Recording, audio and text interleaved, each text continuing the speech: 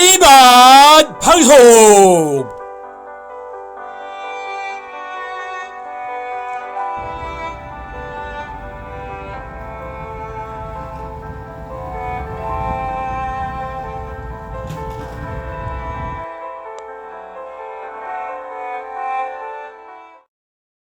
부천시 시정 운영 방향에 대해 말씀을 드리고 언론인분들과 소통의 시간을 갖고자 마련했습니다.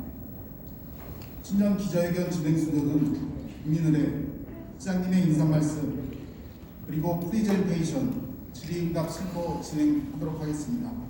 먼저 국민은혜는 시간 관계상 생략하겠습니다. 다음은 배경현 시장님의 인사 말씀과 함께 프리젠테이션이 있겠습니다. 우리 존경하는 포천 시민들 그리고 정론 집회를 통해서 시민들께 알 권리를 풍족해 주시기 위해서 애써주시는 언론인 여러분, 안녕하십니까? 더 큰 포천, 더 큰 행복 포천시장 백경입니다. 먼저 2025년은 도전과 변화 그리고 지혜를 승진한다는 푸른 뱀의 해라고 합니다. 을새는 새해 복 많이 받으시라는 인사와 함께 시작을 하도록 하겠습니다. 사실 2025년 오늘은 민선 8기가 출범을 하고 약 2년 6개월이 지나가는 시간입니다.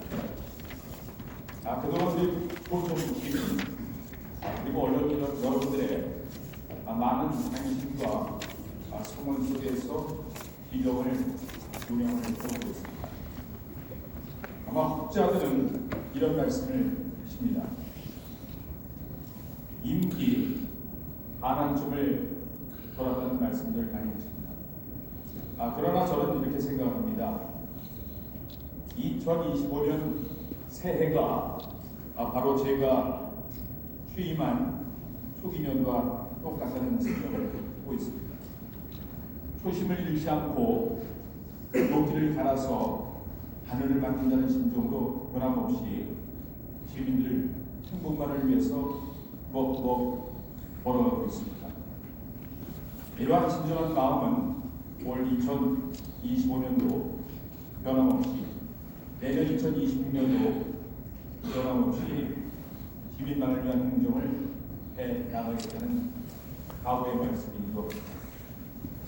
오늘 제가 시정 전반에 대해서 많은 말씀을 드려야 합니다만 시간 한계상 또 공간적인 한계상 몇 가지만 제가 설명을 드리면서 이 설명이 끝난 다음에 여러분들께서 궁금해하시는 부분에 대해서 오히려 질문을 받으면서 답변하는 시간을 더 많이 드리도록 하겠습니다. 다시 한번 월사는 새해 복 많이 받으세요. 고맙습니다. 먼저 저는 포천시장으로 취임을 하면서 기초자치단체 지구의 순종은 오롯이 주민들의 불편사항을 해소해 주는 것이 우선시 되어야 한다는 신념을 가지고 취임을 했습니다.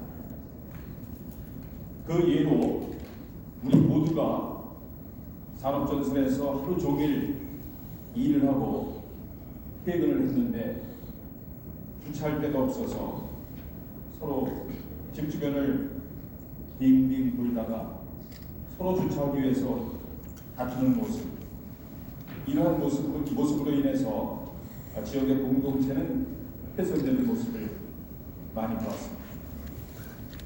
저는 이러한 것이 안타까워서 취임과 동시에 역점적으로 추진했던 사업이 주차장을 확보해야겠다는 생각을 가지고 주차장 확충 사업을 함께 해나가고 있습니다. 물론 토지를 매입을 하고 또 중장기적인 계획을 세워서 공용주차장은 지속적으로 확대해 나가야 합니다. 이러한 것은 최소 2년 이상의 시간이 소요되는 문제점이죠. 그래서 저는 지가지 한복판에 유휴지, 때로는 농사를 짓고 때로는 농사 짓지 않고 풀만 무성하게 우거져 있는 도심지 한복판에 유휴지들을 찾아서 일명 쌍기 주차장을 건설하는 사업을 중점적으로 추진했습니다. 지금 2년 반 정도 됐습니다만 여러 개소의 670년, 700년 정도의 쌍기 주차장을 건설한 바가 있습니다. 시민들의 반응은 상당히 좋은 반응을 보이고 있습니다. 모든 사업은 적시에 해야만이 그 효과를 볼 수 있다는 신념을 가지고 있습니다. 다만 중장기적인 공용주차장 계획은 권역별로 서울 권역이라든가 포천 권역별로 차질없이 준비해 가고 있습니다.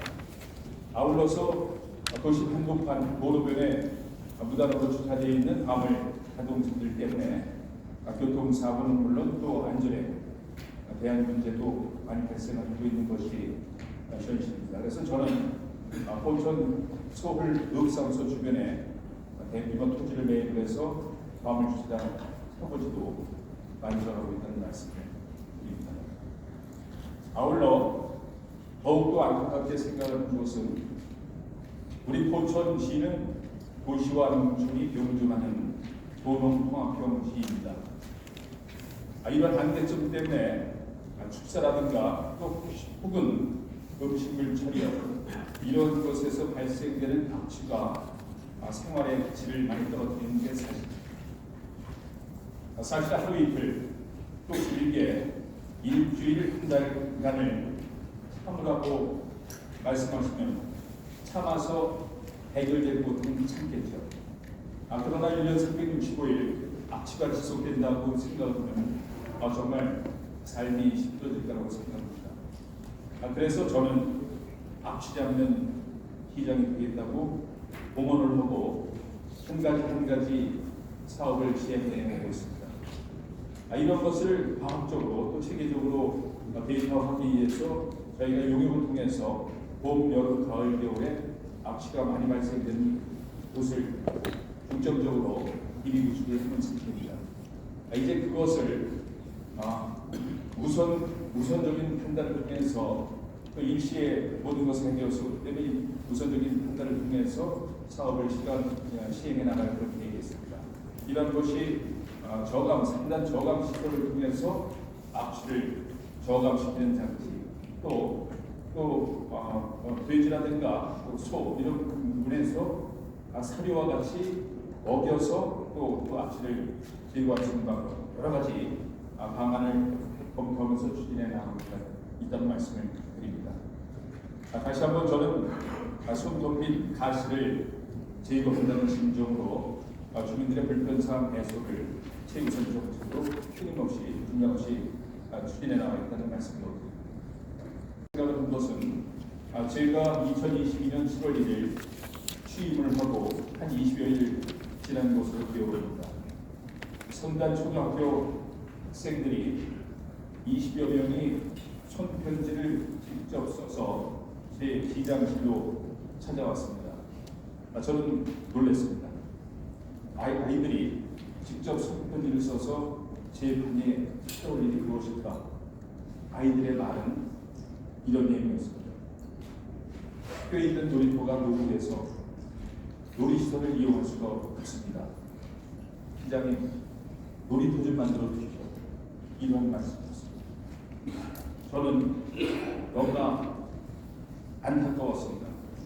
그래서 아주 최단기간 내에 12억 원 예산을 편성을 해서 그 다음 해에 성단초등학교 앞쪽에 아주 짚라인이라든가 새로운 놀이기구를 포함한 놀이터를 만들어서 학생들한테 제공을 했습니다. 5학년 학생들이 바람을 얘기한 건데 또 2, 3년 지나서 결국 해주긴 해주는데 2, 3년 지나서 해주었다고 생각을 해보십시오. 그 아이들 벌써 졸업했어요. 이 아이들 다시 6학년으로 와서 놀이터 이용을 해서야 되겠습니다. 그래서 저는 좀 전에도 말씀드렸습니다만 모든 것은 적시적기에 해야 되는 신경 가지고 이 사업도 진행을 했습니다. 본전에는 아이를 손잡고 물놀이 한번 할 수 있는 장소가 없다는 말씀을 많이 들었습니다. 저는 일동면에 기산 아파트 인근 기산 들린 공원 내에 물놀이 시설이 포함된 어린이 놀이터를 만들었죠. 어린 아이들의 웃음소리 때문에 일동면 전체가 주민들이 행복해졌다는 말씀을 많이 듣습니다. 저는 이런 거라고 생각합니다. 기초자치단체의 역할이 이런 사업들 많은 시민들의 목소리를 들으면서 한때 작년도 초기억이 됩니다만 전국적으로 이슈화됐던 게 맨발 트레킹, 건강을 위해서 맨발 트레킹이라는 것이 아주 이슈가 됐던 시기 아마 아실 겁니다. 저는 포천 천변에 아트요 인근 제방길을 이용해서 1km 이용해서 맨발 트레킹 도로를 만드는 데가 있고 또 우리 청성산에 둘레길을 만들어서 지난 작년 10월 정도에 일부 구간을 개통한 바가 있습니다. 그렇듯 시민들이 원하는 사업, 이런 사업들을 우선적으로 시행해준다는 그런 생각을 가지고 추진하고 있는 말씀입니다. 아울러서 또는 저는 시민과 동시에 153번의 시민과의 약속을 한 공약사항이 있습니다. 이것도 단계별로 시기 놓치지 않고 현재 약 65% 정도의 달성률로 시민과의 약속을 지켜 나가고 있습니다. 올해도 그 약속은 지속적으로 끊임없이 지켜 나갈 계획입니다. 그리고 올해 2025년은 오늘부터 부정 연휴가 시작된 전까지 14개 읍면동을 수행하면서 추진하고 있는 공감소통 간담회를 조기에 추진할 계획으로 시작을 합니다. 그 이유는 시민들의 발행이 시급한데 2월, 3월까지 공감소통회를 통해서 건의사항을 받았을 때 그걸 해결해 줄 수 있는 시간이 많지 않거든요. 그래서 저는 1월 달에 많은 건의사항, 시민들이 불편한 사항을 건의를 받아서 2월 달부터 신속히 해결해 나가라. 이러한 특별한 의지를 가지고 준비를 시켜서 오늘부터 실행하고 있습니다. 아마 그 부분에도 많은 시민들의 불편 사항이 다수가 건의될 거라고 저는 생각합니다. 약 8,100여 개의 중소기업이 조업을 하고 있죠. 이런 기업에서 만들어내는 일자리는 수도권 어느 도시보다도 많은 일자리가 만들어져 있습니다. 그 일자리 충족을 위해서 외국인 이주 노동자들이 2만 명이나 포천에서 이러한 일자리 조업을 도와주고 있습니다. 그럼에도 인구가 감소하는 인구 감소 관심 지역으로 분류된 건 왜 그럴까요? 저는 정주 환경에 문제가 있다는 진단을 하고 정주 환경 개선 사업에 많은 정책적인 배려를 하고 있습니다. 예를 들어 정주 여건이 열악한 부분과 함께 또 교육 여건도 자녀들의 교육을 위해서 떠나간다는 부모님들 많아서 인구가 감소하는 요인의 일부분이라고 저는 생각을 하고 있습니다. 이러한 것을 해결하기 위해서 정주 환경을 획기적으로 개선해 나갈 계획입니다. 현재 우리 포천시에 아파트 허가가 접수된 것은 약 2만 3천 세대의 아파트가 건축되기 위해서 허가 신청이 돼 있고 그 일부는 허가가 됐고 또 3,000세대 이상은 현재 진행 중에 있습니다. 인구가 줄어드는 요인이 정부 환경의 문제가 있다고 말씀드렸습니다. 일자리가 넘쳐나는데도 인구가 줄어듭니다. 정부 환경 조성이 안 됐었죠. 어느 지역에 신도시를 만들겠다는 구상과 함께 계획적인 아파트를 내주지 않기 때문에 빌라, 다세대 주택만 들어섰습니다. 우리 기업을 운영하는 대표님들, 또 임직원들이 빌라보다는 아파트에 살고 싶어 하는 마음이 많을 겁니다. 그래서 인근에 양주 옥정에 의정부 빌라, 남양주 결례로 이사를 나가서 거꾸로 일자리를 찾아서 아침이면 출근 전쟁, 저녁이면 퇴근 전쟁을 하고 있습니다. 왜 포천에 그런 잠자리를 만들어주지 못했습니까? 이거를 반성하면서 저희 23,000세대의 아파트 허가를 신속히 허가해준과 동시에 아파트만 들어섰다고 정주 환경이 개선이 되겠습니까? 가족들 손잡고 때로는 운동도 하고 때로는 소풍 나가서 가족들끼리 즐길 수 있는 공간을 만들어줘야지. 그래서 추진하는 것이 청성산을 포천의 남산으로 만들겠다, 포천의 랜드마크로 만들겠다 하는 사업으로 청성산 공원화사. 그리고 포천천은 우리 소설루 축석고개부터 영평천이 한되는 영등면 양문리까지 약 30km의 아주 좋은 자원이 포천천인 것입니다. 이런 포천천을 활용을 많이 못했던 게 아쉬웠던 거죠. 그래서 저는 포천천을 획기적으로 친수공간을 만들어서 아이들 손잡고 거닐고 건강관리하고 또 가족 단위 피크닉도 즐길 수 있는 이런 친수공간을 조성해 가고 있습니다. 아울러 해봉산 근린공원을 저희가 핫플레이스로 개발하기 공원을 조성하기 위해서 저희가 별도의 용역을 추진하고 있습니다. 이런 것들이 갖추어져 있을 때 비로소 정주 환경이 개선돼서 사람들이 나가 살던 사람들이 다시 포천에 와서 살고 싶어 하게 되죠. 저는 불안을 드리면서 이러한 정주 환경 부수용 개선 사업의 속도를 내서 추진해 가고자 합니다. 요인 중에서 아마 최고 많은 비중을 차지하는 게 자녀들의 교육을 위해서 떠난다는 말씀을 드리겠습니다. 젊은 층들이죠. 젊은 층들이 떠나는 포천은 희망을 점점 잃어가는 거라고 저는 안타깝게 생각합니다. 그래서 모든 것에 우선해서 핵심적으로 추진했던 사업이 교육을 좀 발전시켜 봐야겠다. 저희가 주도적으로 할 수는 없지만 교육지원청이라든가 교육부를 지원하면서 포천의 교육을 또 수준을 높여가는 정책들을 많이 펼쳐 왔습니다. 그중에 핵심적인 것이 교육발전특구 지정이었습니다. 지난해 7월 30일 교육부로부터 교육발전특구 시범지 상도 지역으로 선정이 됐죠. 작년 연말부터 올해 내년을 거쳐서 연간 3개년도에 연간 70억 원에서 100억 원의 국비가 지원되는 사업입니다. 교육발전특구가 선정이 됐다고 모든 것이 해결되는 것은 아니죠.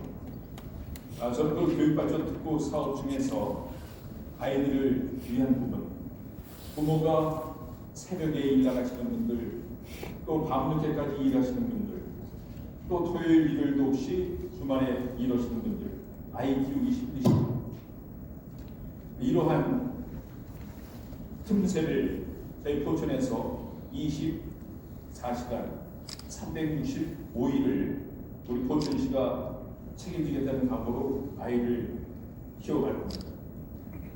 그 시설은 서울 가산 선단권역에는 서울 해봉공원에 위치한 커뮤니티 센터, 또 에듀케어 플랫폼을 활용을 했습니다. 그리고 국내 포천 신곡 권역에는 포천 왕방초등학교 앞에 추진되고 있는 통합육아지원센터, 그리고 1동, 2동 하연 동북권역에는 1동에 건축하고 있는 청소년 문화센터, 그리고 영중, 창수, 영북, 한인부 권역에는 영중면에 건설하고 있는 인문상생센터와 곰파로스 건물을 활용을 해서 아이들이 24시간 잘할 수 있는, 또 돌봐줄 수 있는 그런 시설을 권역별로 배치를 해서 한 아이도 또 이렇게 소외받지 않도록 해나갈 계획으로 늘봄 정책을 시행해 나갈 계획입니다. 아울러 포천시는 서울시보다 1.4배 넓은 방한 지역을 보고 있습니다. 그런 한계점 때문에 아이들이 통학하기 상당히 힘듭니다. 중학교, 고등학교 학생들을 위해서 각 권역에서 해당 중학교, 해당 고등학교로 버스가 중간 정차하는 종착역이 버스 노선을 맞춤형으로 개설을 해서 운영해 나갈 계획입니다. 아울러 밤과 후에 희적성에 대한 공부를 하기 위해서 이것저것 탑을 찾는 아이들에게 안심 셔틀 버스를 만들어서 그 권역에 지속적으로 아이들이 이동할 수 있도록, 그리고 더 나아가서 농촌 지역에 산재되어 있는 지역에 사는 아이들을 위해서 에듀 택시, 교육위한 택시를 폴택시 형식으로 운영하면서 아이들이 밤늦게 공부하고 귀가할 때, 또 어느 지점을 또 이동할 때, 이럴 때는 맞춤형으로 아이들이 폴택시를 불러서 이용할 수 있는 이런 사업들, 정책들을 지속적으로 추진해 나갈 계획입니다. 또한 포천시는 청소년들을 체계적으로 지원해주기 위해서 청소년 재단을 설립을 했습니다. 이 청소년 재단에서는 진로와 진학, 투트랙을, 취업을 원하는 아이들에게는 진로, 취업에 대한 상담, 창업을 준비하는 상담, 이런 것들을 또 맞춤형으로 운영하고, 특히 진학을 위한 아이들에는 그 진학을 또 맞춤형으로 지원해주는 정책, 투트랙 정책을 청소년 재단을 통해서 시행해 나갈 계획입니다. 또한 포천에는 약 2만여 명의 근로자가 조업 활동을 하고 있다고 말씀드렸습니다만, 우리 포천시의 초등학교, 중학교, 고등학교 학생들은 약 14,000명이 됩니다. 이 중에 800명이 넘는 아이들이 다문화 가정 아이들입니다. 이미 7% 정도가 다문화 학교 아이들이 초등학교도 다니고 중학교도 다니고 고등학교도 다니고, 이런 아이들을 체계적으로 교육을 시켜서 이 아이들이 우리 포천에, 또 대한민국의 주역으로 구김살 없이 자라날 수 있도록 특별한 교육을 추진해 나갈 계획입니다. 이러한 사업은 제가 지난해 12월 30일 EBS 본사에서 본사 사장과 같이 협업을 통한 업무 협약을 체결한 것 같습니다. 저희가 공공형 학습센터를 만들어서 공간 제공은 포천시에서 하고, 운영은 EBS에서 운영은 EBS에서 온라인 교육이라도 넘어서 오프라인 교육까지 하는 것으로 협약을 하고 있습니다. 그 중에 또 일부는 포천형 공립, 포천시가 설립하는 다문화 대안학교를 EBS와 함께 만들어가는 것으로 협약을 했습니다. 그런 부분을 통해서 아마 다문화 학교 아이들이 소외되지 않고, 또 그리고 교육 중에 저희가 친족으로 추진하는 사업은 우리 소홀 태몽공원 내에 커뮤니티 센터를 저희가 기부 지원을 받아서 이 공간, 내부 공간의 인테리어를 별도로 추진하고 있습니다. 작년에 인구 소멸 대응 기금 현대에서 공무원 인구소멸 대응기금 40억 원을 저희가 확보를 해서 이 시설 A의 인테리어를 별도로 추진합니다. 올 8월 개관을 목표로 추진합니다.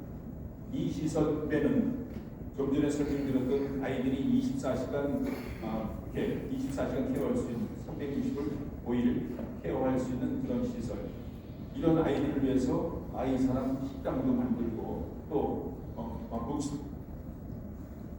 북스테이션 또 놀이터 또 평생학습관 이런 것들도 이 시설 내에 넣어서 정말 포천에 특히 부모들도 함께하는 라운지에서 부모들도 함께하는 두런두런 라운지도 함께 만들어서 정말 포천에 교육과 관련된 아주 핫플레이스로 만들어갈 계획이 있습니다. 아마 기대해 보셔도 좋을 것 같습니다. 이 아이들 또 이 시민들을 위해서 인근에는 약 80m가 되는 평지의 잔디 광장을 만들면서 그 일부에 인공폭포와 동시에 어린이 물놀이 시설도 추가로 만들어서 정말 포천을 넘어서 수도권에서 제일 가는 플레이스로 만들어서 교육에 대한 의지를 보여드려 나갈 계획이 있다는 것입니다. 그리고 제가 상당히 안타깝게 생각했던 것은 지역인재 양성을 위한 교육입니다. 취임과 동시에 많은 학교도 방문을 하고 학생들도 만났습니다. 여러분들 학교 다닐 때 초등학교, 국민학교 때, 중학교 때, 고등학교 때 아마 친구들과 동료들과 수학여행의 추억들이 다 있을 겁니다. 지금 자라는 아이들은 소규모 학교에서는 이런 추억이 없습니다. 왜? 경비가 많이 아이들에 비해서 경비가 많이 들어간다는 것 때문에 학교에서 수학여행. 그래서 저는 취임과 동시에 소규모 학교 100명 이하 되는 소규모 학교에 수학여행비를 지원했습니다. 그리고 작년 200인 이하까지 지원해줬습니다. 제가 행사장이나 어느 곳에서 아이들을 가끔 만납니다. 어떤 아이를 뛰어와서 시장님 너무 고맙습니다. 제가 생전 처음 제주도를 다녀왔습니다. 시장님 제주도 보내주셔서 고맙습니다. 꾹 인사하고 가는 아이들입니다. 사실 포천시가 주도적으로 교육 부분에 대한 역할을 할 수는 없습니다. 그러나 저희 포천시는 2023년 작년 통계 지난해 통계 2023년도에 153억이라는 예산을 교육 지원 예산으로 지원한 바가 있습니다. 이것은 아이들 1인으로 환산을 하면 약 1,300만, 1,270만 원 정도를 아이들 교육을 위해서 지원했던 겁니다. 경기도 전체 평균을 따지면 약 500만 원에서 600만 원 정도 교육을 위해서 지원합니다. 저희는 그 2.5배 이상을 교육에 지원을 하면서 정말 교육 관련해서 진정성을 가지고 교육청 지원을 주고 또 학교별로 지원을 통해서 그런 기본을 만들어 왔던 시절입니다. 이제는 교육발전특구가 지정이 돼서 저희 행정자치가 일정 부분의 교육자치에 함께할 수 있는 제도적인 힘이 마련됩니다. 그래서 보다 더 체계적인 지원을 통해서 우리 아이들이 정말 미래의 인재로 자라날 수 있도록 교육 부분에 더 큰 투자를 나갈 계획이라는 말씀입니다. 사실 안타까운 요즘이죠. 수년 전부터 국제적으로는 러시아, 우크라이나 또 이스라엘, 하마스 전쟁을 겪으면서 세계 글로벌 경제는 최악. 설상가상 우리 국내에는 어떻습니까?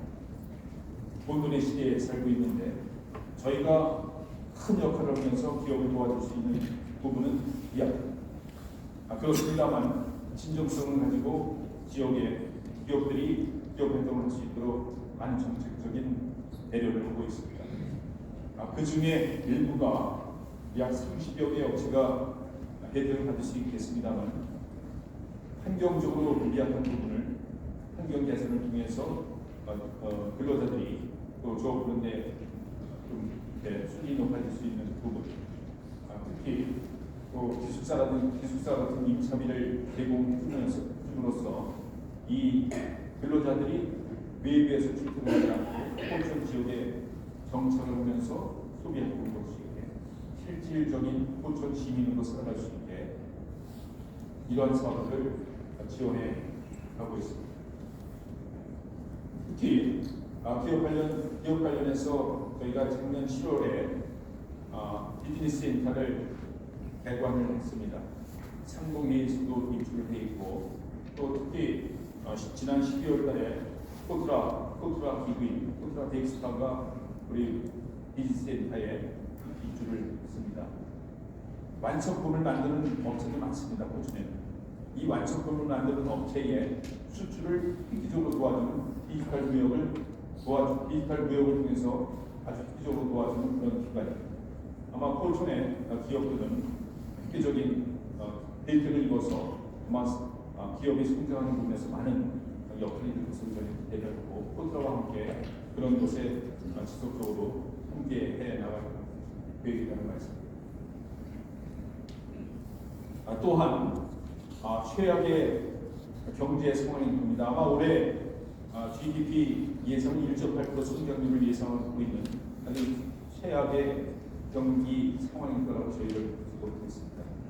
저희 포천시에서 시민들을 위해서 민생 안정 대책을 추진하고 있습니다. 현재 월 60만 원 정도를 충전을 했을 때에 그것을 이렇게 인센티브를 부여한 게 평상시에 6%까지 썼습니다만 전란이라든가 이런 특별한 것을 통해서 10%까지 혜택을 줄 수 있는 인센티브를 줄 수 있는 예를 들어서 월 60만 원을 충전하면 10%는 6만 원을 더 얹어서 충전을 해드리는 것입니다. 그리고 5%를 캐시백 되돌려 5%가 할인되는 금액이 됩니다. 그래서 이러한 제도를 운영하고 있습니다만 민생 대책 차원에서 이것을 10% 내지는 20%로 인센티브를 상향 조정해 나갈 계획으로 추진하고 있습니다. 아마 전 시민을 대상으로 지급하는 것보다 실질적인 소비를 촉진하기 위해서 유도하는 부분이 오히려 또 더 경제를 살리는 부분에서 유리할 것이라는 판단을 하고 이런 부분에서 공유를 하고 있습니다. 현재 현행 제도에서는 10%까지 상향하는 부분에 대해서 문제가 없습니다만 이것을 상향하는 부분은 조례 개정을 통해서 해야 하기 때문에 최초 임시회가 열릴 때에 이런 것을 반영해서 최대 20%까지 인센티브를 지급하는 방안으로 저희가 정책 추진을 해 나갈 계획이라는 것을 드립니다. 그리고 중소기업들이 융자를 받아서 기업을 운영하는 부분이 많이 있는데 융자를 받았을 때 대출을 받았을 때 이자를 저희가 이렇게 지원해드린 부분 이것도 2% 지난해보다 2% 정도 더 상향해서 최대 4.5%까지 이자를 2차 보조를 해주는 그런 제도도 시행해 나가고 있다는 말씀입니다. 8,100개나 되는 기업들이 조업을 통해서 GRDP 경기북부 2위, 1인당 GRDP가 경기북부 2위, 경기도 전체 31개 시군에서 7위가 될 정도로 지역의 총생산이 많이 유발되는 지역입니다. 이런 기업 활동을 더 보완해서 더 좋은 기업 활동을 할 수 있도록 만들어주고 아트밸리, 백운계곡, 산조모스 또 세계 지질공원이 있는 한탄강 주변에는 천혜의 관광 자원이 풍부한 지역입니다. 이러한 관광 산업을 육성해서 포천의 100년을 준비해 나간다는 각오로 관광 산업을 육성해 나갈 계획입니다.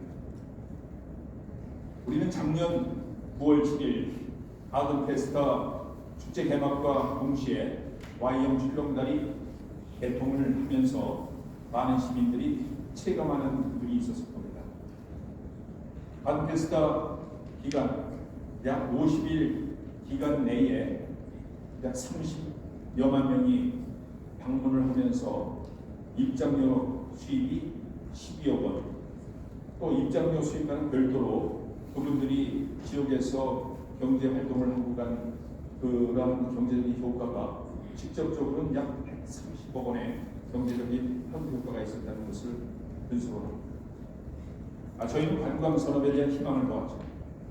이러한 곳에 더 짜임새 있게 더 놀거리, 즐길거리, 먹거리를 확충을 해 나가야 되는 각오로 저는 우리 포천 시내에서 해마다 벌어지고 있는 밤축제, 인삼축제, 농특산물 축제, 또 때로는 프리스타일 활동회 이런 것들을 우리끼리를 위한 우리끼리의 축제로 만들어가는데 과연 올 것이냐.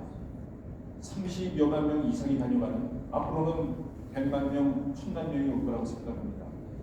이러한 관광지에 전 국민을 대상으로 좋은 쌀도 팔고 좋은 돼지고기도 팔고 또 좋은 농산물을 할 수 있는 기회를 만들어가는 것이 현명한 방법 아니냐. 포천에 100년을 준비하는 거 아니냐. 이러한 생각을 하게 되죠.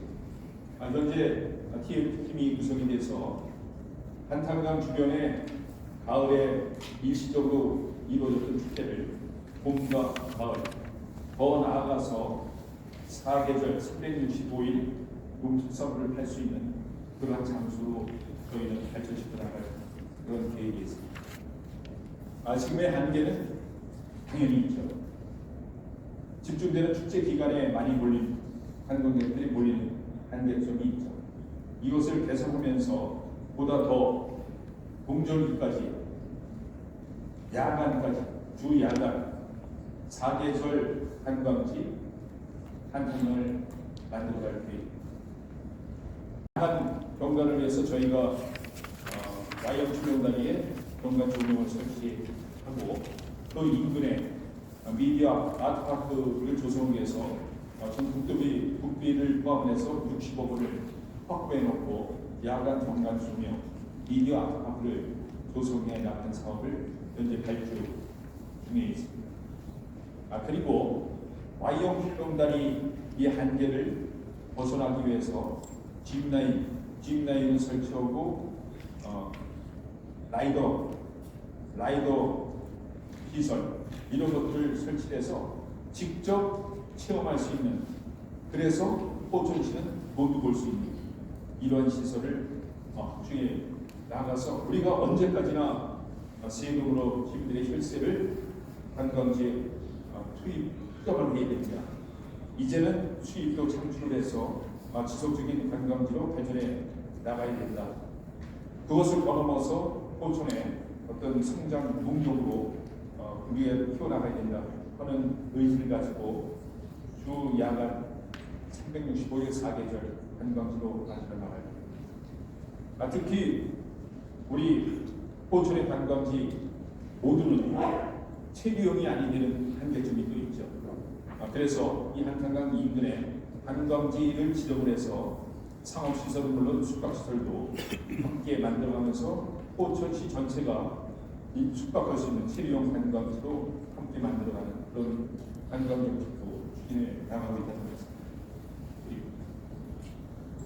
뭐니 해도 방역 교통의 수혜를 잊지 않는 도시는 도시로서의 크리티가 떨어질 것이라는 생각을 아마 다 공감하실 겁니다. 저희 포천시에는 이제 드디어 철도의 시대가 열리게 되죠. 이번 2월 3일 상반기 내에 옥정에서 포천 간 전철 사업이 착공이 됩니다. 또한 옥정에서 포천까지 사량의 셔틀을 달고 다니는 이런 철도 운영의 한계점이 아마 다 불붙을 뻔할 겁니다. 그 건설하는 비용에 1,500억 원의 포천시 예산이 투입이 돼야 되고 또 개통이 돼서 운영을 하면서 매년 적자가 예상되는 200억 원을 포천시가 부담하도록 돼 있는 겁니다. 이런 것은 포천시의 미래 세대에게 희망을 넘겨주는 게 아니라 빚을 넘겨줄 수도 있다는 것입니다. 그래서 저는 그런 부분에 대해서 아주 큰 경각심을 가지고 경기도와 협의를 거쳐서 보완되는 사업을 진행합니다. 목적에 포천에서 목적 와서 4차에서 이 전철 7호선을 타고 서울 또 부근으로 가는 사람들이 얼마나 많겠어요. 저는 한계점이 있다고 생각해서 차라리 목적에서 덕정역까지 연결되는 논스톱으로 목적을 지나서 덕정역까지, 덕정역의 4차에서 GTX 신호선을 탄다. GTX 신호선은 의정부 청량리를 거쳐서 아마 삼성역, 강남 삼성역까지 가게 되는데 약 29분이면 가게 됩니다. 그리고 덕정역에서는 전철 1호선이 정차가 되면 환승이 가능하죠. 도로를 지나서 인천 수원으로 운행하는 1호선을 환승하는 시민들. 이런 사업이 보완됐을 경우에 수요는 더 많이 확대될 것이라고 생각하고 경기도와 협의를 거쳐서 경기도 출도망 계획에 반영되고 현재 국토부 제5사업도 출도망 계획에 반영되기 위해서 제안이 되어 있습니다. 이게 꼭 관철이 돼야만 우리는 적자로 시민의 혈세가 절감이 될 것이고 그나마 줄어들 것이라는 큰 의지를 가지고 추진해 나가는 말씀입니다. 그래서 추진하는 것이 GTX 진호선. 아마 다들 아시겠습니다만 지난 연말 3주간 시민들이 아주 적극적인 성원을 통해서 3주간에 34만 명의 서명을 받아낸 바가 있습니다. 그만큼 GTX에 대한 열망이 대단합니다. 이것을 관철시키기 위해서 지난달에 김동연 지사한테 34만 명의 서명물을 전달했고 올 2월달에서 3월달에는 국토부 기재부를 방문해서 우리 시민들의 뜻을 전달합니다. 6월달에 국토부에서 수립하고 있는 제5차 국가철도망 계획에 꼭 반영이 될 수 있도록 우리 여러분들께서도 많은 힘을 보태 주실 것을 이 시대에 앞서 고속도로의 시대가 열렸습니다. 지난 2017년 포천에서 구리에서 포천 간 개통이 돼서 아마 국민들의 인식 속에서는 포천이 재조명을 받은 부분을 아마 아실 겁니다. 포천이 강남에서 이렇게 가까운 거리였어, 서울에서 이렇게 가까운 거리였어 하면서 포천에 대한 인식이 달라졌죠. 이러한 것을 넘어서 지난 1월 1일 날 우리 포천에서 구리에 이어서 판교 또 광주를 거쳐서 안성까지 개통이 됐죠. 약 72km 개통이 돼서 저도 한번 그 고속도로를 타봤습니다만 정말 획기적으로 변하고 있습니다. 이것이 올 연말이면은 세종시까지 연결 개통이 됩니다. 세종시에서 또 대전 통영간 고속도로와 연결이 되기 때문에 포천에서 통영까지도 3시간 때문에 접근이 가능한 아주 교통의 중심. 또 수도권 제2외곽 고속도로가 작년에 파도까지 동쪽으로 개통된 데 이어서 지난 연말에 파주 서쪽으로 편까지 개통이 되었죠. 올 연말 김포까지 개통이 됩니다. 김포에서 인천공항고속도로랑 페이시를 연결이 돼서 인천공항에서도 50분 때문에 아마 포천은 아주 획기적으로 4.8달 교통의 중심지가 됩니다. 이런 것을 또 한국에서 포천이 대한민국 전세 중심지, 또 산업의 중심지가, 또 관광의 중심지가 되어갈 수 있도록 방역교통 시설을 적극적으로 활용할 그런 정책들도 펼쳐나가야 되겠다는 말씀입니다. 시민들의 신뢰를 얻는 행정을 위해서 저는 획기적으로 행정 혁신을 해나갈 계획입니다. 예를 들어 근무 평정을 1년에 상반기 하반기 나눠서 근무 평정을 잘하는 직원 수, 우, 양가 4개 등급으로 분류해서 근무 평정이 됩니다. 가등급을 연속해서 받는 직원들 약 1000여 명의 직원들이 시민들로부터 열심히 한다는 칭찬을 받고 돈을 먹는 대부분의 공직자들이 있습니다. 또한 별도로 시민들의 신뢰를 못 받는 공직자가 있는 게 사실이죠. 현실입니다. 이러한 공직자로 인해서 1000여 명의 공직자가 매도돼서는 안 된다는 생각을 합니다. 그래서 저는 근무 평정을 실질적으로 해나갈 계획입니다. 예를 들어 가등급, 최하위 등급을 받는 직원들은 많은 불이익을 줘요. 물론 성과급 지급이라든가 이런 것, 또 승진에서 당연히 부담되는 거고, 또 특히 뭐 포상이나 또 해외 벤치마킹 그런 기회도 달할 것입니다. 연속해서 2회 이상 이런 것이 부족된다면 저는 직위 해제, 나중에는 공직 배제까지도 검토를 하고 있습니다. 이런 뜻이 오롯이 시민들의 신뢰를 받을 수 있는 공직 문화 조성에 나갈 계획입니다. 저는 지난해 7월부터 감면평가 제도를 아주 확실하게 행해 나가고 있습니다. 주로 5급 사무관 승진이라든가 서기관 승진은 제가 감면평가 주민 직원들에게 인사권을 돌려준다고 저는 스스로 얘기합니다. 직원들의 평가를 많이 반영을 해서 시행을 하고 있습니다. 또 특히 우리가 인구 성장국을 만들어서 인구가 소멸되는 관심 지역으로 분류된 것은 아니다 이렇게 생각하면서 많은 정책들을 펼치는 게 왜 그렇겠습니까? 그러나 가슴 아픈 일이죠. 우리 식구들 공직자들도 있습니다. 물론 어주 이전의 자유가 있어서 어디서 살든 그거는 뭐 자유스럽게 보장되기 있죠. 하지만 저는 포천시에 소속된 소속원으로서 최소한 과장, 국장 진급을 위한 사람들이 그러한 감수를 못하고 살아가면서 과연 승진의 기회에 기다리게 될 것이냐, 이러한 부분들에 대해서 많은 고민을 하고 있습니다. 저는 강제할 수 없습니다만 포천 시민의 공직자를 우대해 나가고 있습니다. 같은 기준이라면 포천 시민이 우선이 되어야 된다는 생각 가지고 또 승진, 인사 정책을 운영해 나가고 있습니다. 아마 이런 것이 직원들을 불편하게 하는 게 아니라 직원들의 대부분이 자녀들 교육 때문에 그 정주 환경이 이렇게 또 불량해서 이런 부분들이 있는데 저희가 교육과정을 통해서 교육을 좀 지원시키고 정주 환경 개선을 통해서 시민들의 삶의 질을 높여가고 있는데 막상 우리끼리 인정도 못 받는 그런 사업이 필요성이 있을 것이다. 이런 것에 대해서 고민을 합니다. 그래서 저는 정말 다시 한번 강제할 수는 없었고 그러한 인사권을 가지고 운영해 나가면서 진정한 포천 시민으로서 포천 시민만을 바라보는 행정을 스스로가 할 수 있는 그런 분위기를 조성해 나가겠다는 말씀입니다.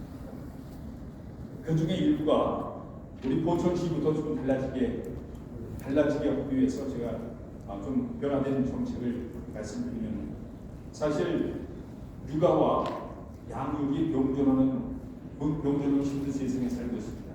특히 여성 공직자들이 그렇죠. 출산휴가, 육아휴직 갔다 오면 그 공백 기간 때문에 근무 평정에서 뒤쳐져 있습니다. 근무 이것을 만회하기 위해서는 2, 3년 지나야 조금 만회합니다. 그래서 저는 이런 것을 획기적으로 보완하기 위해서 자녀 한 명을 둔 가정, 뭐 엄마나 아빠 다 인사 가점을 주는 형식을 통해서 그런 것을 만회해갈 수 있도록 또 불이익을 안 갈 수 있도록 그런 정책을 펼쳐나가고 있는 말씀입니다.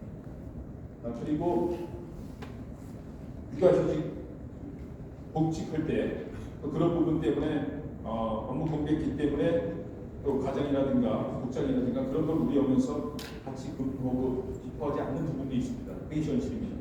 그러나 저는 이런 것을 좀 타파하기 위해서 복직하면서 희망하는 구성 이런 것들을 다 들을 수는 없습니다.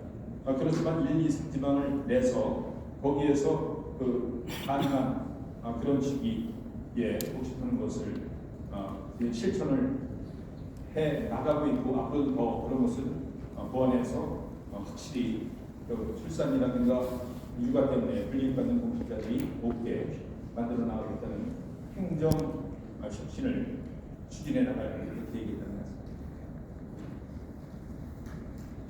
8기 포천시는 많은 사업들, 많은 시민들의 바람 있겠습니다만 최우선적인 것은 모두에 말씀드렸습니다만 우리가 빨리 시급히 해결할 수 있는 불편사항 해소하는 부분, 이런 것들에 역점을 두고 포천의 미래 100년을 위한 방역대통이라든가 미래 비전을 가지고 도시를 조성해 나가는 부분, 이런 것들은 중단없이 펼쳐나가는 그런 민선 활기가 되겠다는 말씀을 드리면서 오늘 2025년 새해 격두에 우리 포천시의 시정부 방향에 대해서 많은 관심 가지고 오늘 함께해 주신 언론인 여러분들께 다시 한번 감사를 드리면서 제가 준비한 기자회견을 이렇게 설명을 마치고 또 언론인 여러분들께서 궁금해하시는 부분에 대해서 제가 소상히 성실껏 답변을 드리는 시간을 갖도록 하겠습니다. 신의 김혜일 기자입니다. 오늘 2025년 시정 방향에 대해서 잘 들었습니다. 감사합니다. 제가 궁금한 것은 중소기업들에 대해서 아까도 시장님 말씀하셨는데 해외 수출을 위해서는 ESG 경영이 필수가 될 것입니다. 그래서 우리 다양한 지원 사업들이 있는데 ESG 경영 컨설팅이나 또 ISO 14001, 또 4500, 9001, 27001이나 이런 ESG와 관련된 인증 사업을 통해서 중소기업들이 해외 시장 진출을 위해서 준비할 수 있는 이런 지원 사업들이 또 있는지 그것이 좀 궁금합니다. 실제적으로 중소기업 컨설팅을 가보면 많은 기업들이 준비가 안 돼 있고요. 이것이 뭔지도 잘 모르고 있는데 관련되어 있는 수출 대기업들이나 이런 데서는 요구를 하고 있는 상황이고요. 포천시도 8,100여 개의 중소기업뿐만 아니라 소상공인 포함되어 있겠지만 많은 기업들이 소재하고 있는 것으로 알고 있는데 이들 기업들이 해외 진출이나 국내 대기업들과 연계를 될 때 잘 되었으면 좋겠다는 생각에서 시에서는 어떤 계획을 갖고 있는지 궁금해서 질문드립니다. 좋으신 말씀입니다. 사실 안타까운 부분이 이런 거죠. 8,100개의 기업 중에서는 완성품을 만드는 기업들도 많이 있고 그 상품의 어떤 가치가 상당히 수준 이상으로 평가받는 기업들도 많은데 판매에 대한 부분이 사실 기업의 그 규모상 무역 또 수출을 전담할 수 있는 지원을 줄 수 있을까지 기업의 규모가 아니기 때문에 그런 부분들에 대해서 지금 말씀하신 것처럼 많은 어려움을 겪고 있는데 저희가 그런 것을 보완해주기 위해서 지금 말씀하신 것들 ESG 경영이라든가 ISO 401 인증 이런 것들도 저희 컨설팅을 해주고 또 특히 저희가 직접적으로 좀 도움을 주고 있는 것은 공정무역 그 인증을 받았을 경우는 정말 구체적인 글로벌 인증이기 때문에 그런 부분들에 대해서도 그 기업들이 무역 수출하는 데 많은 긍정적인 도움이 될 수 있는 그런 것들도 추진하고 있다는 말씀을 드립니다. 그리고 뭐니 해도 제가 취임하고 나서 미국 애틀랜타 또 중국 타이페이 또 지난해에는 베트남 하노이 직접 기업들하고 제가 방문을 합니다. 그 상품을 만들고 그래서 제가 어떤 그 제도적으로 지원을 드리는 것도 있지만 제가 직접 아주 세이프메인에 대해서 우리 당에 있는 기업들 저를 믿고 취입하라고 지금 외국에 나와서 많이 활동하고 있습니다. 이런 부분들에 대해서도 또 도움이 될 수 있도록 이런 컨설팅도 확대해 나가고 있습니다. 네, 공교리 뉴스 추천 기자입니다. 2025년에도 변함없이 포천시 발전을 위해서 애써주시는 100여 명 시장님, 1천여 명의 포천시 공직자들에게 대단히 감사드립니다. 비상계엄으로 나라꼴이 엉망진창임에도 불구하고 지방행정이 이렇게 반드시 똑바로 가고 있다는 것에 대해서 포천시민, 지역언론 기자로서 뿌듯하고 안심이 됩니다. 제가 드리고 싶은 질문은 포천시 2025년 관광 부분에 있어서 포천시 관광의 고질적인 문제는 체류형 관광이 되지 못하고 잠깐 들렀다가 빠져나가는 것이라고 생각을 합니다. 지금 한탄강의 여러 요소들에서 각종 행사들을 통해서 굉장히 많은 애를 쓰고 계시는데 제가 질문드리고 싶은 건 새롭게 만들어서 관광객들을 유인하는 것도 굉장히 중요하지만 이미 완성되어 있는 예를 들자면 일동면에 있는 칸 리조트 같은 경우에 그 인프라들이 그대로 사장되어 있고 사라져버림으로써 포천시 경제 그리고 전국적으로도 좀 문제가 생길 것 같은데 작년 여름에 칸 리조트 방문하셔서 이걸 활성화시킬 오픈시킬 방안을 연구하시고 정책을 만든 것으로 알고 있습니다. 2025년에 칸 리조트를 열 수 있는 구체적인 방법이 있다면 민선 8기에서 완성할 수 있는지 설명해 주시기 바랍니다.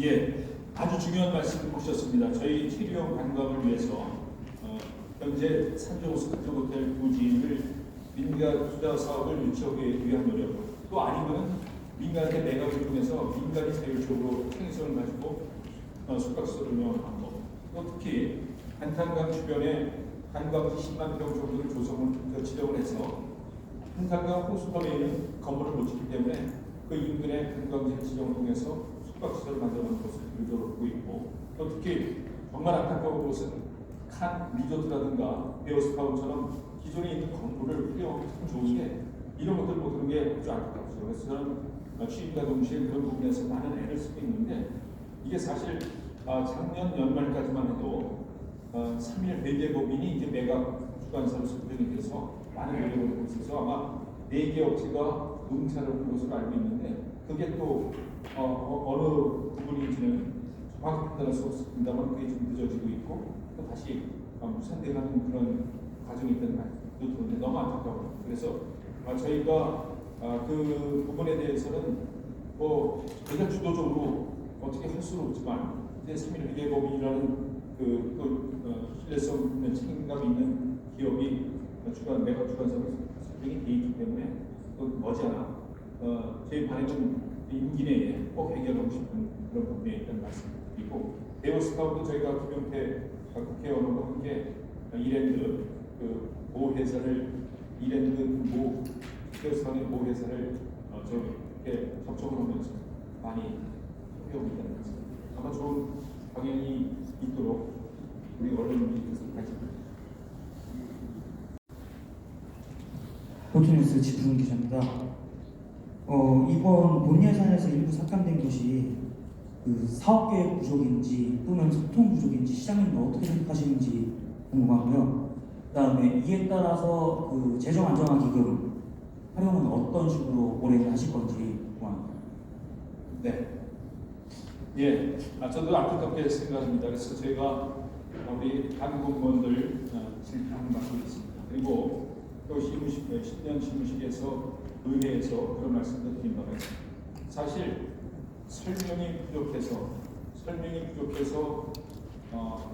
그 예산을 삭감한다는 것은 설명을 못한 분이나 설명이 부족하면 더 많은 자료를 요구해서 설명을 듣고 판단해야 되는 의회나 저희는 좀 문제점이 있다고 생각합니다. 그러나 남 탓하기 전에 우리 간부 공무원들이 평상시에 그 예산 편성을 보시기만이 아니라 평상시에 내가 책임지고 부서 책임제를 운영하면서 부서장에게 책임도 줬는데 그때 가서 그냥 신용하는 듯이 하다가 의회에서 안 돼요. 이후 끝날 것이냐? 그 책임감이 없는 거죠. 공직자로서의 책임감이 너무 없는 거죠. 그래서 저는 올해부터는 평상시에 의회와 소통을 넓혀서 설명을 해라. 그래도 불구하고 의회에서 삭감하는 부분은 의회 고유 권한이기 때문에 그건 어쩔 수 없는데 설명이 부족해서 삭감된다는 소리를 들으면 저는 해당 간부 공무원을 저는 또 이 사건 가지고 해결할 수밖에 없는 그런 부분에 있다는 말씀을 분명히 드렸고 또 재정 안정화 기금은 사실 우리 시 이 입장에 봤을 때는 잘 써야 될 부분이라고 저는 생각합니다. 그래서 일정 부분 주민들의 요구사항은 많은데 주민들이 당장 불편하다 다니는데 재정 안정화 기금에 넣어놓고 우리 부자다 이렇게 얘기했거든요. 그래서 저는 취임과 동시에 재정 안정화 기금을 일정 부분 주민들 수건 사업 해결을 해서 사용을 하고 있습니다. 그러나 그것을 일시에 그것을 다 수진하면서 할 정도는 아닌 거고 저는 이렇게 시기별로 또 예기치 못하는 뭐 돌발 상황들이 발생할 거라고 생각합니다. 그런 부분에 쓰여질 거고 올해 같은 경우에는 아마 민생 차원에서 민생 이런 차원에서 많은 구상을 하고 있는데 제가 아까 모두에서 설명드린 것처럼 지역 상품권 이런 것들이 이거 잘 만들려고 하면 더 월에 1년에 몇십만 원 지원해서 보다 더 필요가 있을 거라고 생각합니다. 아까 말씀드린 것처럼 월 60만 원을 충전을 해서 사용을 할 때 그 사람이 사용을 하니까 사용을 해서 물품을 구입하는데 싸게 구입하니까 좋고 물품을 하는 사람들은 실질적으로 수비가 이루어지니까 우리가 예를 들어서 뭐 직접적인 비유가 될지 모르겠습니다만 1년에 10만 원을 나눠준다.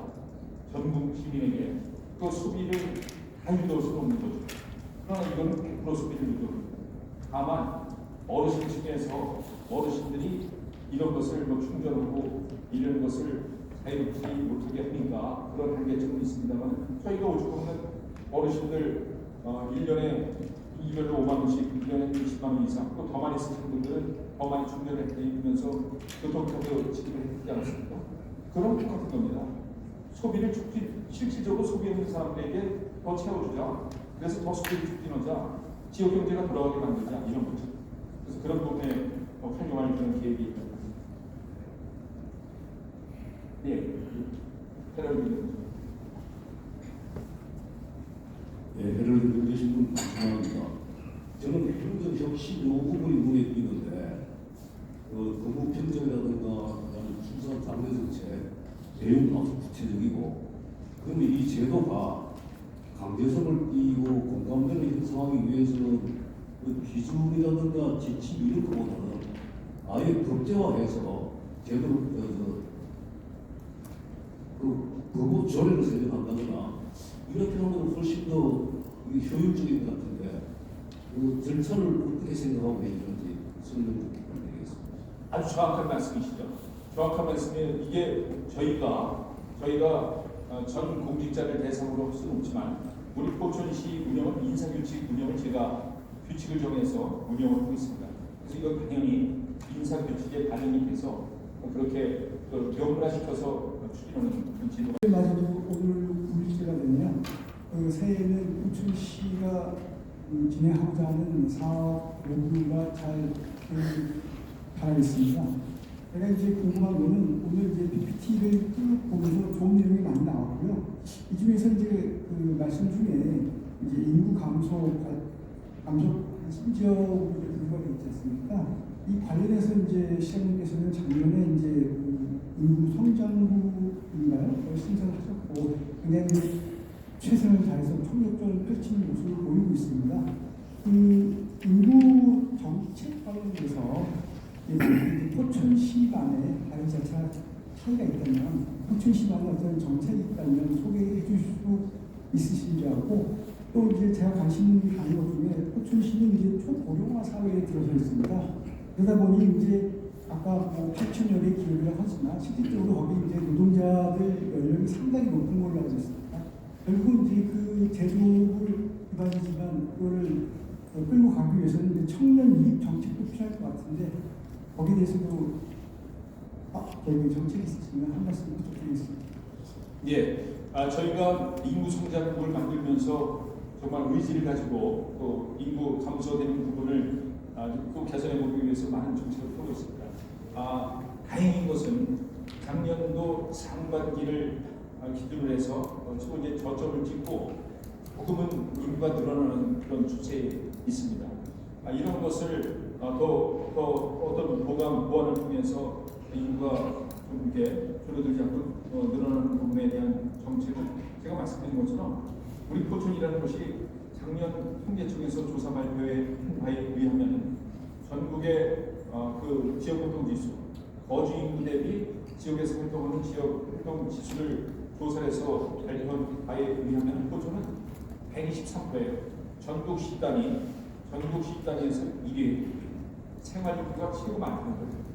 근데 아까 말씀드린 과정에서 말씀드렸습니다만 정주 환경 교육 여건이 좋지 않기 때문에 일자리는 여기 있으면서도 밤에는 나가서 양주에서 자고 노점에서 자고 별로에서 자면서 아침에 또 출근을 되면서 또 들어와요.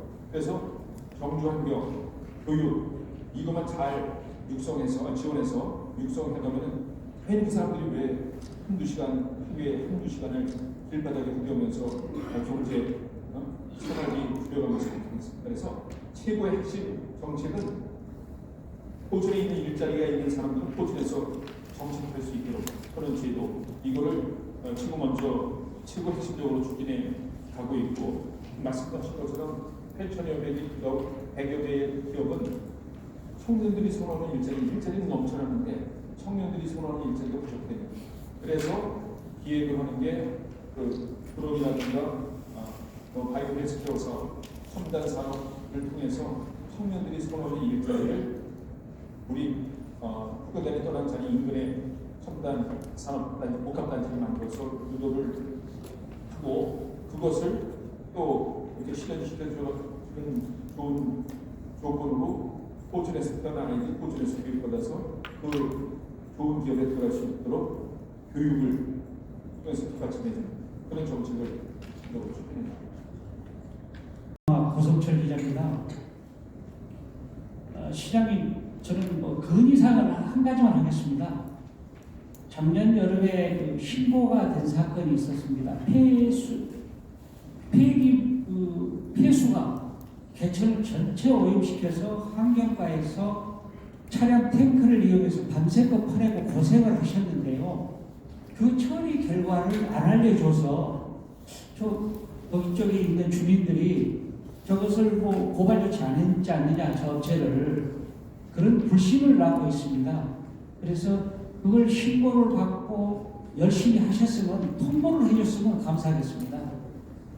아주 좋은 말씀해 주셨습니다. 저희 이게 이것만이 아니라 제가 시민들로부터 많은 말씀 듣는 중에 지금 그 말씀을 많이 듣습니다. 뭔가 여기 진행되고 있는 게 있으면 시민들에게 그걸 통해서 알 수 있게 이런 부분을 많이 말씀하시는데 그거는 제가 아주 세부적인 그 사안까지 파악이 안 됐습니다만 그걸 꼭 알려드려서 주민들에게 알려드리고 그렇게 하겠습니다. 그건 좀 양해해 주시죠. 저는 제일 궁금한 게 소무 2지구 아파트 관련 때문에 좀 말씀 좀 드리겠습니다. 지금 아까 시장님이 지금 아파트 한 2만여 세대를 지금 추진하고 이렇게 진행하고 있다고 말씀하셨는데 지금 특히는 정부가 지금 어렵고 PF 자본도 안 되고 이런 것들이 있는데 소무 2지구 같은 경우는 지금 추진한 게 지금 벌써 한 5, 6년이 흘렀는데 지금까지 아직 보상가도 올 24년 12월 말까지 보상이 완료된다고도 했는데 아직까지 보상도 완료된 것도 없고 저희가 알기로는 지금 한 30% 정도 이렇게 보상도 이루어지지 않는 걸로 알고 있는데 소무 2지구가 과연 이게 LH하고 C하고 지금 현재 진행을 하고 있는 건지 그리고 지금 그 보상가 땅값이 현재 지금 저희가 조사한 결과하고 지금 LH에서 땅값이 지금 평당 800만 원씩이 지금 진행이 돼가지고 과연 이 800만 원 가지고 의정부도 지금 이런 가격이 안 나오는 단가인데 과연 아파트가 들어와서 인구 정책권 면에서 이게 진행이 될 수 있겠나 그게 좀 의문스러운데 혹시 C하고 LH하고 어떤 협의 관계나 땅값 조율 관계나 이런 것들이 좀 업체가 들어올 수 있는 이런 것들이 좀 있나 하고 말씀드리고 싶습니다. 예.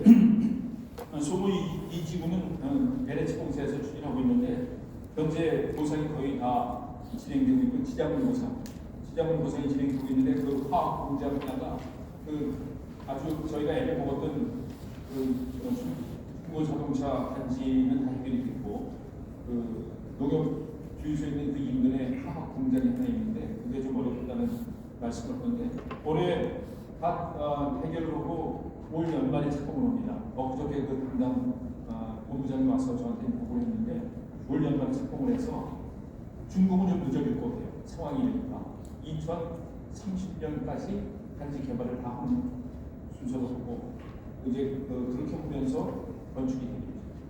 그런 시간 스케줄 타임을 진행하고 있습니다. 그게 아니고요.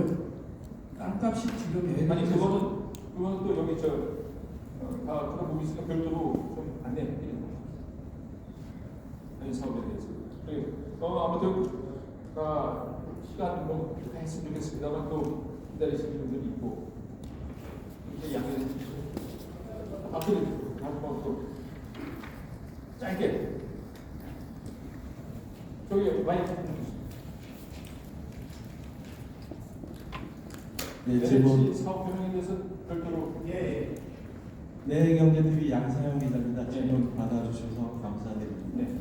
오늘 시정 방향에 대해서 질문하시라고 그래가지고 사실은 그런 관련해서 질문을 준비했는데 이거는 나중에 하기로 하고요.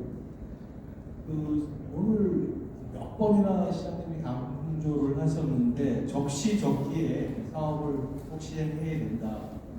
그러면서 이제 선단초등학교 부터 물놀이장, 쌈지주차장 여러 가지 열거하셨는데요. 간단히 말씀을 드려가지고 시장님의 그 보편적인 지원하고 선별적인 지원. 아까도 연대찬 부의장이 소리 촉진금 이런 것도 제안했는데요. 파주시 같은 경우에도 민생안전 특별 지원금 해가지고 보편적 지원으로 전 시민한테 10만 원씩 520억을 지원한다고 합니다.